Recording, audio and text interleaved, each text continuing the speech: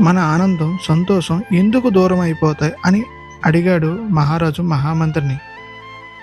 ఐశ్వర్యవంతమైన జీవితం గడుపుతున్న ఒక రాజుకి ఎప్పుడు అసంతృప్తే, నిరాశ, నిస్పృహలతో ఉండేవాడు. సంతోషం, ఆనందం ఏ కోసానా కనబడేవి కావు.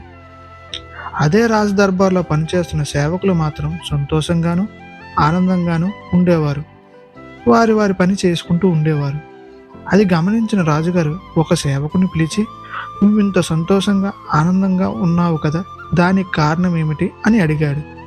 అందుకు ఆ సేవకుడు, "నాదేముంది మహాప్రభు, నేను ఒక సేవకుని.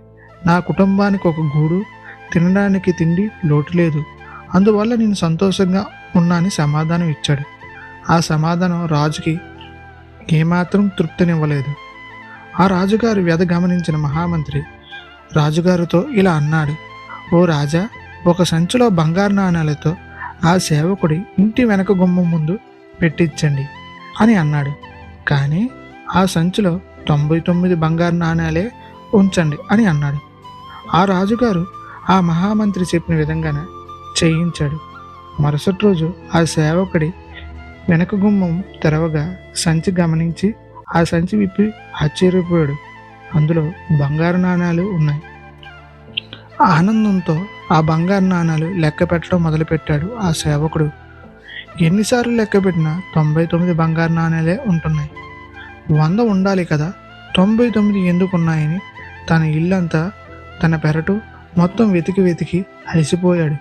కానీ ఎక్కడా కనబడలేదు. ఆ రోజు నుండి ఆ సేవకుడు సంతోషంగా పనిచేయడం మరిచిపోయాడు. ఆ పరిణామాన్ని గమనించిన రాజు దానికి కారణం ఏమిటని అడిగాడు మహామంత్రిని.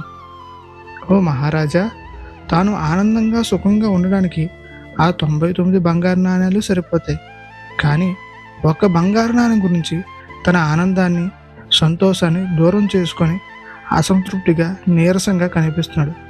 పేదరికంలో ఉన్న సంతోషంగా ఉండవచ్చు, కానీ ఉన్నది సరిపోదనుకొని ఇంకా కావాలనే కోరిక తన అత్యాశ.